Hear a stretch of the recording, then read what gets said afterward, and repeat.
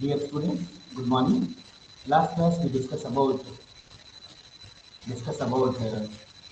basic principles of beam Lambert's law and spectrophotometers.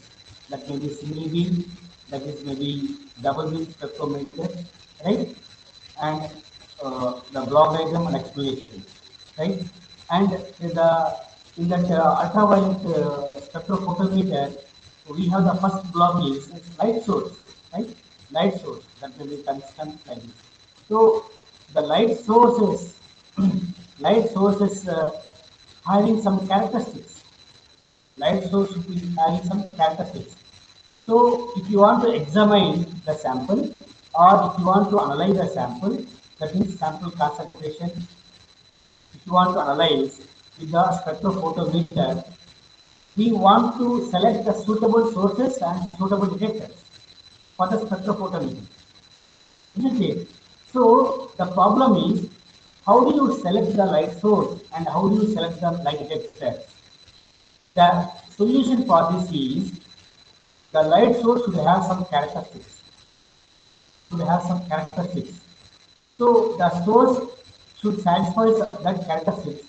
Then we can select that light source for our spectrophotometer, spectroscopy purpose. Right? See that I am showing here the light source characteristics. See characteristics of a good light source. The first characteristic is high intensity but small surface area. The light should have high intensity, that's the first one.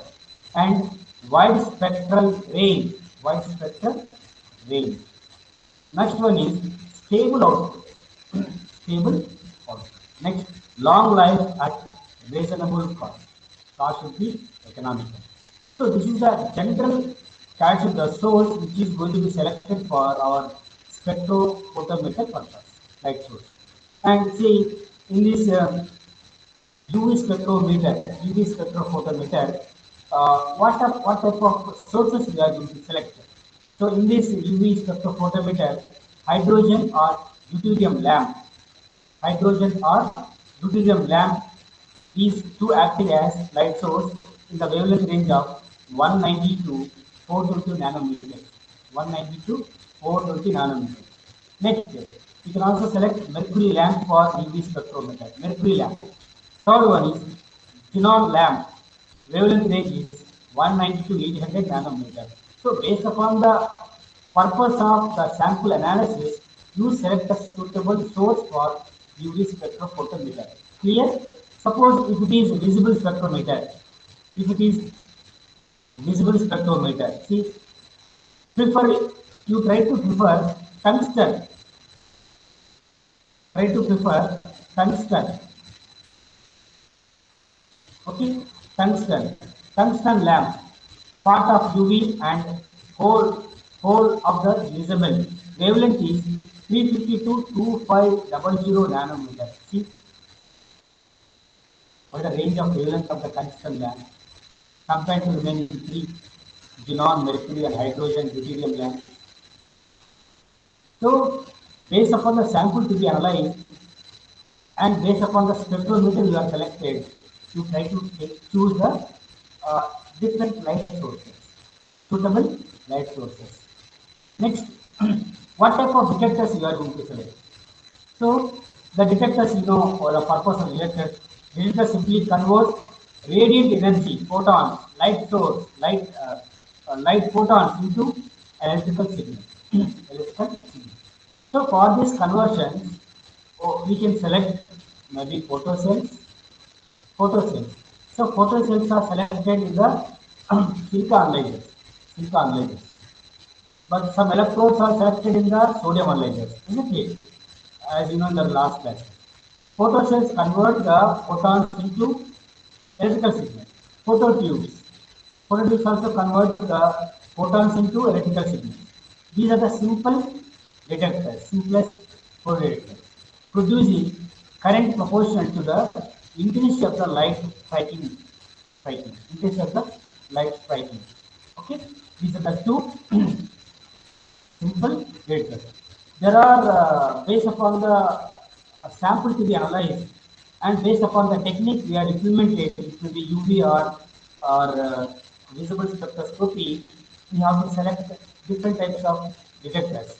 So, namely, the three common types of detectors are used here: barrier layer cell, photocell detector, photomultipliers, photovoltaic cells, like this.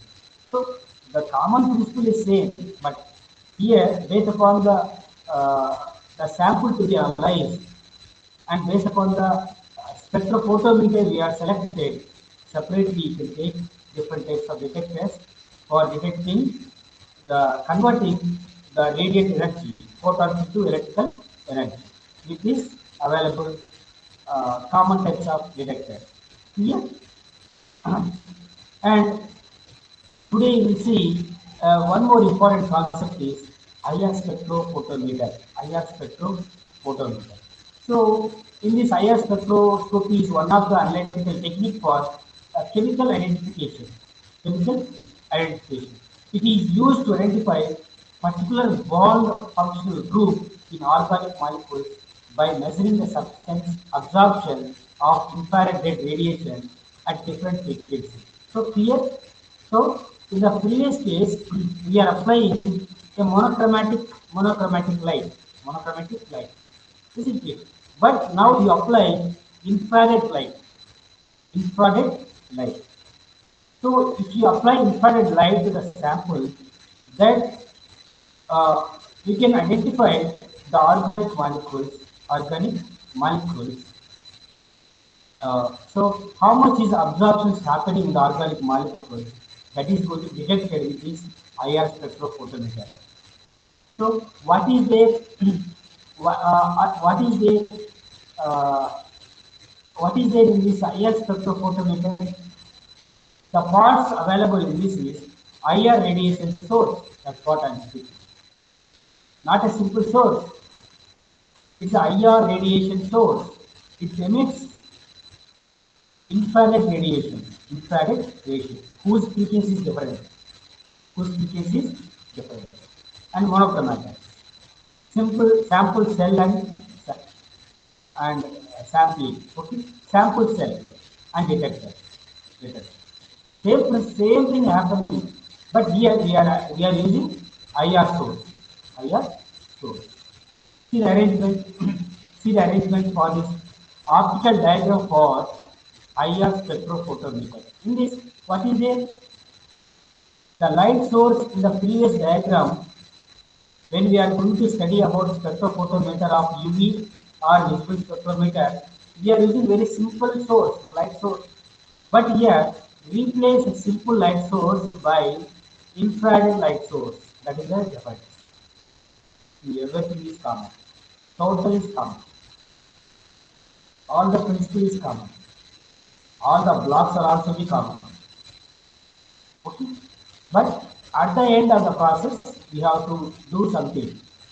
See, IR source acting as a light source that gives a light that is splitted. This is called a splitter. Being splitter split into light 1 and light 2, and here some mirror. There will be reflections like this and reflections like this. So whatever the light is emitted, that is reflected to the mirror one. The total light is reflected at the reference one. Reference is empty. The total light is transmitted here. No change in the light you can see. Through this reference, no change in the reference. The total light is fall on the other mirror, that will fall on this a suitable transparent optical device at this place. And from this, when the light will fall on this splitter, that will fall on the mirror, that will reflect to the sample. Reflect to the sample. So what is the line here? What is this line? It is a slit. Opening. This is also opening. Opening. Two openings are there for this slit. So through this, the light will fall on the sample that is absorbed. Light is absorbed in the sample based upon the concentration and based upon the path length. So what is the sample? It will be molecules. Molecules. So what is this? So organic molecules, organic molecules, uh, particular bond functional group in organic molecules. So it's not a solution, it is organic molecules. Okay. For this sample that is absorbed, light is absorbed in the sample based upon the principle, Beach-Lambert's principle, and light is transmitted to the outside. That when the light is transmitted, intensity is modified. That is fall on the mirror, that is reflected like this, and fall on this transparent element. These two lights are uh, given to the splitter. So splitter here, and these two lights are detected and processed, and you can display in the printer. Display the printer. Printer means here you can choose any meter or any graph or any, if you convert it to a digital, you can take any computer like this. So based upon the wavelength and based upon the absorption, we can get the concentration of the sample to be analyzed. This is called IR spectrophotometer. All are same. Everything is same. One difference is we are choose the source is IR, infrared light. Infrared light. Okay, that is about infrared light. Next, come to the case of uh, come to the case of FTIR. FTIR. Okay. Uh, in this FTIR, what is the meaning of FTIR? FTIR nothing but Fourier transform infrared, infrared radiation spectrometer. Infrared radiation spectrometer. Why already we studied this infrared radiation, but why we go for Fourier transform infrared radiation? Infrared radiation. The reason behind is at the output side, at the output side, we are collecting the output in terms of meter or in terms of computer, I mean digital output, or in terms of graph, in terms of graph. But the word FT refers to whatever the graph we have at the end, for that graph, you apply some Fourier transform. Hello, you apply some Fourier transform. You can get output in terms of Fourier transform, mathematical, mathematical output. Based upon that mathematical output, we can say that concentration of the sample to be analyzed. How much concentration is present in the sample? That is to be known with the mathematical part. It can be done with the help of Fourier transform, which is applied for the output of the IR spectroscope. IR spectroscope. Okay? And see that the same thing is written here. Radiation emitted from the source is split into two light beams with a beam splitter in the interferometer. Right? The fixed and moving mirror reflects each of the beam to the beam splitter. Fine. Where the two beams are recombined into one and falls on the detector. Fine. The two beams combine consecutively or destructively, varying as optical path difference, right? When the moving mirror is moved, fine. When the combined beam is transmitted to the sample, it is detected as an interferograph, interferograph, and contains all infrared information on the sample. Okay, the output nothing but we are denoting the output we are denoting interferograph. Interferograph, nothing but a graph, nothing but a graph. So the infrared spectrum is obtained from interferogram by mathematical process of Fourier transform. That's what the thing happening in the FT. So we convert the um, uh, convert that available output of interferogram into Fourier transform, mathematical Fourier transform. See the diagram. See the diagram. So from the from this IR source, we have the light that is fall on the mirror. You know, basic basic thing monochromator. All this will be done here. And when the light falls on this, we have we have the beam splitter. Beam splitter.